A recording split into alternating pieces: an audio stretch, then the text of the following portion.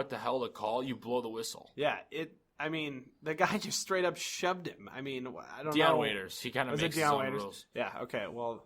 If you don't know who Deion Waiters is, he's the guy who's standing at the three-point line, literally waving his hands in the air, being like, Kevin, Russ, pass me the ball. It's been like that his entire career. A bunch of boneheaded mistakes, kind of immature. Yeah. That was a prime example. But got away after with it. watching that game 1 with the Spurs and the Thunder in game 2, they were hitting tough shots. Yeah. Really tough shots. And Kawhi kind of had a little bit of an off night, even though LaMarcus is continuing to going off. Yeah. I don't think the Spurs are going to lose another game. I mean, they only lost by a point. It'll either go 7 or the Spurs will not lose. I'm playing it safe, so I'm taking both ends of the thing. I still am convinced the Spurs are going to win. I think it's just a small roadblock. But, I mean, playoffs momentum is a thing. And it's playoffs. You know, you win that one on the road against a team that never loses at home. That's momentum right there. So. It is. And Russell Westbrook is one of my favorite players to watch in the NBA. I like watching the Thunder. But I definitely like watching the Spurs a little bit more. All right, well, speaking of non-playoff teams, Spurs are definitely a playoff team. Bulls. Really? We're getting closer to draft lottery. Those ping pong balls that we desperately wanted. We don't know where the Bulls will pick yet, but right now they're slotted in at a projected 14 spot. So we'll see what happens. A lot of things in regards to the draft depends on what goes on in free agency. Specifically with Pau Gasol and Joakim Noah, if they go elsewhere, which I think they will. I think they will too. I think they're just sick of the Bulls, and I don't blame them. I don't blame anyone. I think it might be time to go. So that means if Pau Gasol and Joakim leave, you get a young big. And if they don't, then you look for someone in that backup point guard role. Are you hoping they leave, or are you hoping they stay? I am desperately hoping that Pau Gasol gets on a train and never comes back. Oh, my gosh. I really like Pau Gasol as a person. He's a Hall of Fame player. He's a champion. His amazing tweets in Spanish. Great tweets about his book club.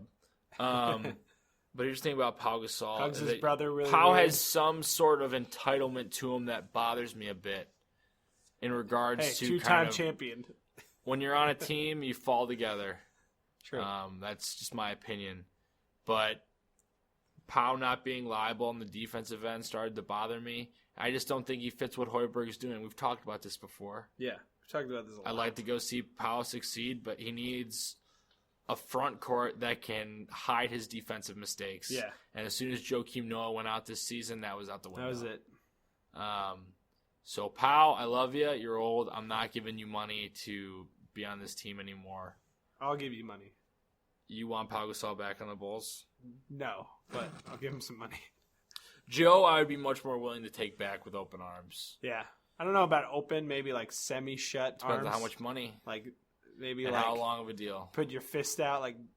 So you're punching him in open? No, not your fist. I mean open palm, like that. Isn't that you can't see it happening on the podcast, but I have both my palms out. I'm confused and I see it happening. Maybe he stands in them. But yeah, I wouldn't mind seeing Joe back if he'd be willing to allow some of the younger talent to develop, aka Bobby Portis and Nico. Bobby Portis. So we'll see what happens in regards to that with free agency.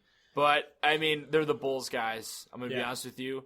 They're never going. If there is even a chance of being competitive, they're going to try to take that chance because it's Jerry Reinsdorf and he's cheap and he wants to provide the fans with a good experience.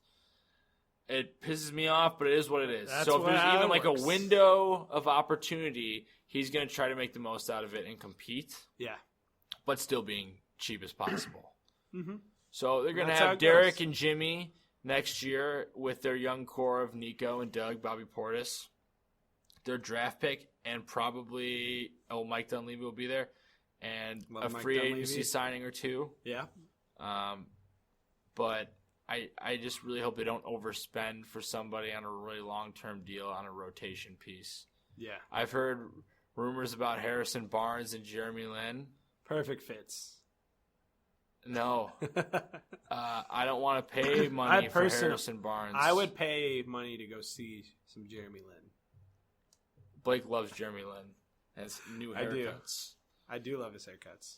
But you know my opinion on this. I think the window is essentially closed. It's been closed. In the next 2 years, you're not going to win an NBA title. So if you're content with an Eastern Conference playoff berth, then go right ahead and try to be competitive. But if you're not, it's time. Do you think they find themselves in the playoffs next year? Yes. You do?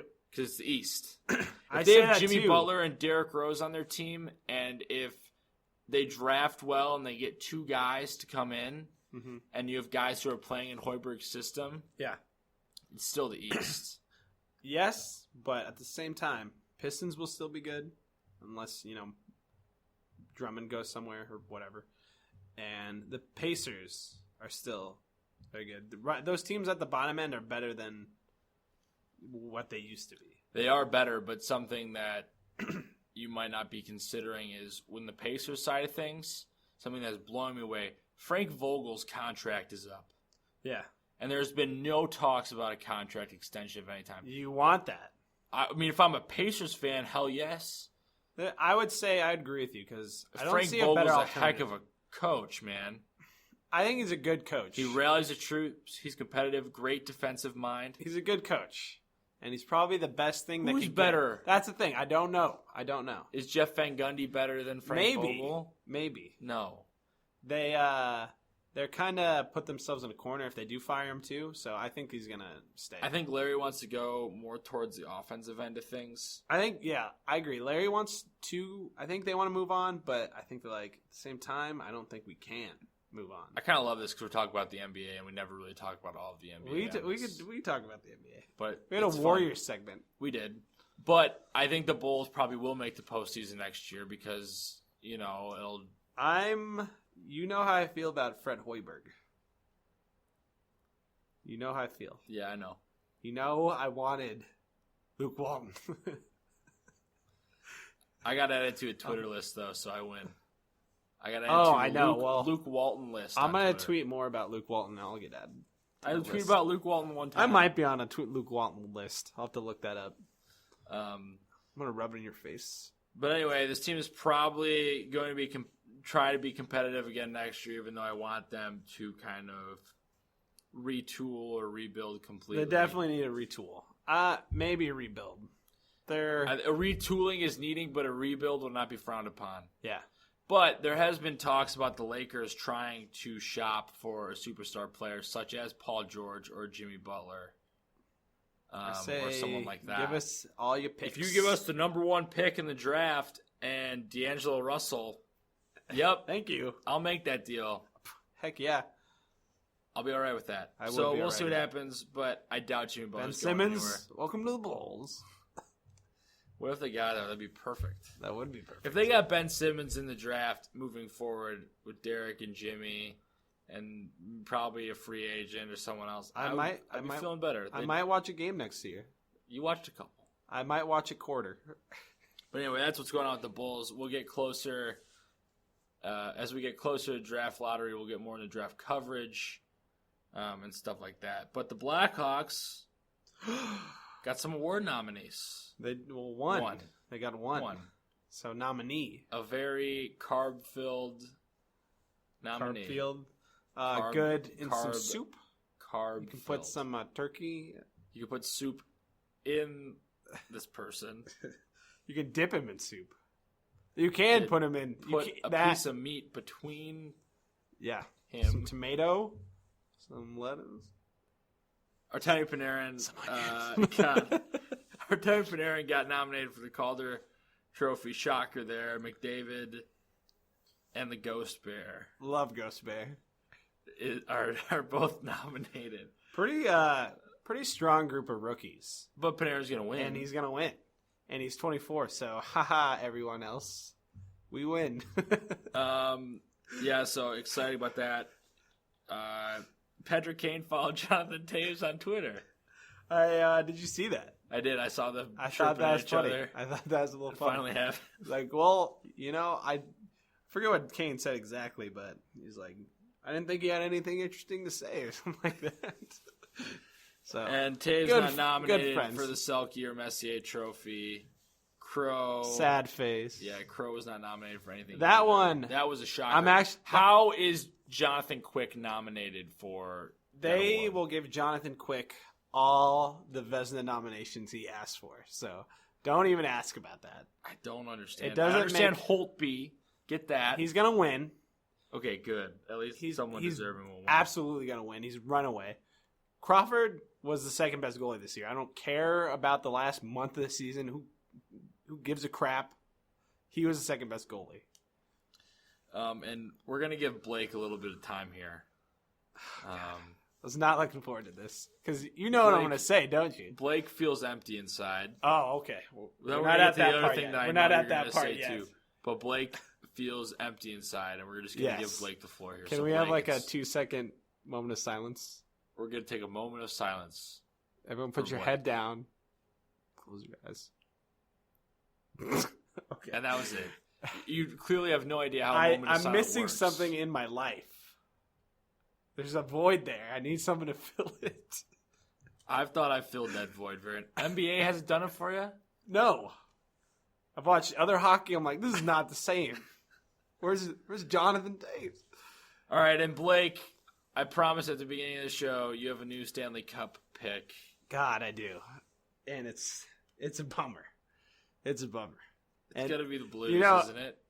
Is it the Blues? It's the Blues. Yeah, well, it should be the Blues. I sit there and I'm like trying with all my might to like hold back this thought in my head. Like I'm having like a war in my head right now.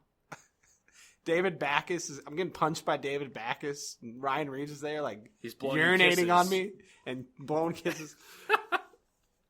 Yeah, they are good. They're good. We'll see. I really like the Pens. I like the Caps too. That's a 3-1 series though.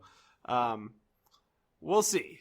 The Blues just the West is opening up. Like I don't think the Predators or the Sharks are going to beat them.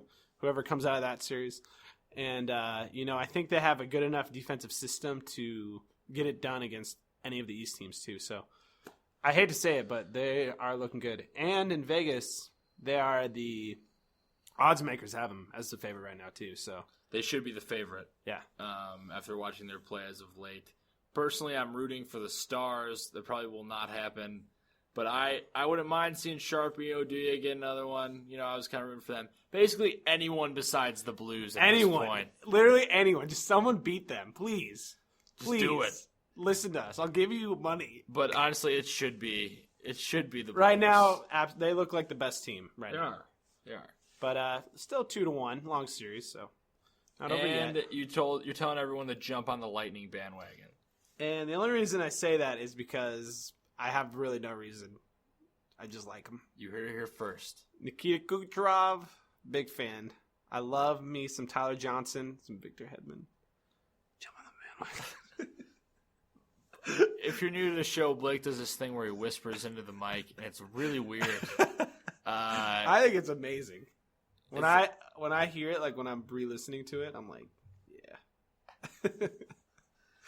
All right, Blake. That me. It's time for some meatballs.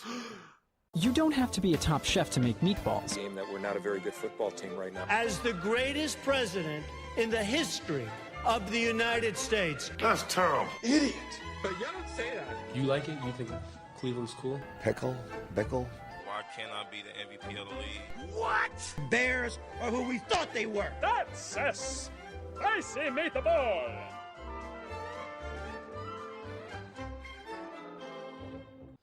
That's right. It's meatball time.